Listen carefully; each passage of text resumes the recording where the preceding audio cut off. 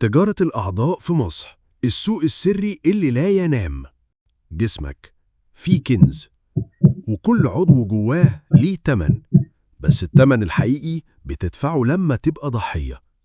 النهاردة هنتكلم عن تجارة الأعضاء البشرية في مصر، ملف مظلم ومرعب وساكت رغم إن صوته بيوجع. بتبدأ القصة من مستشفيات شكلها راقي، بس جواها أسرار مرعبة. في غرف عمليات مش مسجلة، وأطباء مش معروفين، وناس بتدخل وما بتخرجش بنفسها. تحت الأرض وفي شقق مغلقة شغالة أكبر شبكة لبيع أعضاء بشرية، الكلى، الكبد، حتى القرنية، وكل حاجة ليها تسعيرة بالدولار. بيبدأوا بالفقراء اللي عندهم ديون، بيدخلوا عليهم بجملة هنشتري كليتك وهندفع لك مبلغ يغير حياتك، بس محدش بيقول لهم إن حياتهم هتتغير للأسوأ.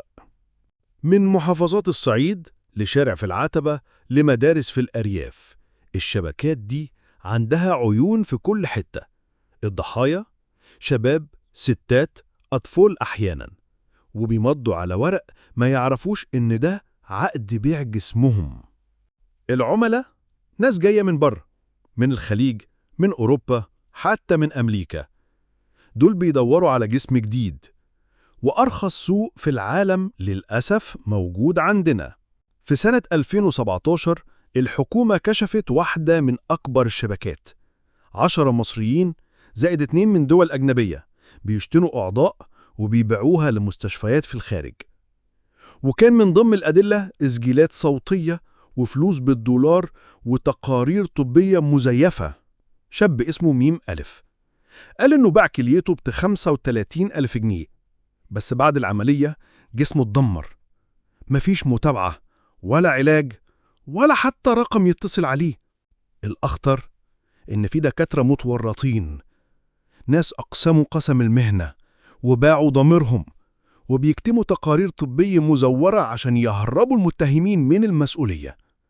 الموضوع مش بس جريمة فردية، دي شبكة دولية، وناس من جوه ومن بره بيدفعوا ويشتروا ويكملوا. وكل ما حد يختفي يبقى في جسم جديد في السوق. في 2010 صدر قانون رقم 5 لتنظيم زراعة الأعضاء البشرية، وفي عقوبات قاسية ممكن توصل للمؤبد أو الإعدام. بس المشكلة مش في القوانين، المشكلة في اللي بيتلاعبوا بيها. سوق أعضاء الإنسان في مصر مش خيال، ده واقع، وسهل جدا تبقى جزء منه من غير ما تعرف. كل اللي محتاجينه منك غلطة، بس الغلطة دي هتكلفك جسمك كله. تم البيع كلية ذكر 22 سنة، المبلغ 50,000 جنيه. جسمك مش سلعة، وخطر التجارة فيك مش بس على صحتك، ده على إنسانيتك. ما تنساش تشترك في القناة وتفعل الجرس علشان أول ما الحلقة الجاية تنزل تكون أول واحد يوصل له الملف الجديد.